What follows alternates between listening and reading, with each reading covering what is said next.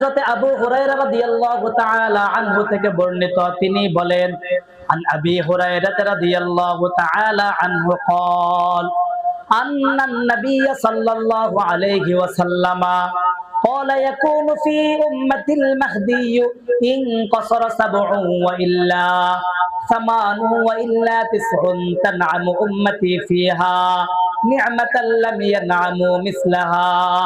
হযরত আবু হুরায়রা রাদিয়াল্লাহু তাআলা আনহু থেকে বর্ণিত, রাসূলুল্লাহ সাল্লাল্লাহু আলাইহি ওয়াসাল্লাম বলেন, আমার উম্মতের মাঝে মাহদী নামে এক ব্যক্তি জন্মগ্রহণ করবে।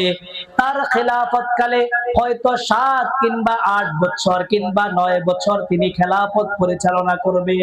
আমার উম্মতেরা তার খিলাফত কালে এমন স্বাচ্ছন্দ্যে থাকবে, এমন সজীবন তারা জীবনে আর কোনোদিন পায় নাই।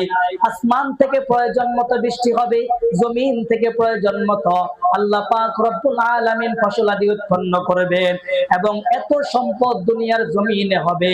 রাসূল বলেন, দুনিয়ার জমিনে মাহদীর কালে এমন সম্পদ থাকবে, একজন ব্যক্তি হযরতে মাহদীর কাছে এসে বলবে, ও হযরতে মাহদী, আমাকে আপনি কিছু দান করেন। হযরতে মাহদী ডাক দিয়ে বলবে, রাজস্ব ফান্ড তোমার জন্য খোলা আছে, তোমার যতটুকু প্রয়োজন তুমি ততটুকু নিয়ে যাও। সুবহানাল্লাহ। হযরতে মাহদীর খেলাফত জামানায় মুসলমানদের কোনো অভাব থাকবে না। আল্লাহ পাক রব্বুল আলামিন মুসলমানদের জন্য এত পরিমাণ নিয়ামত দান করবে।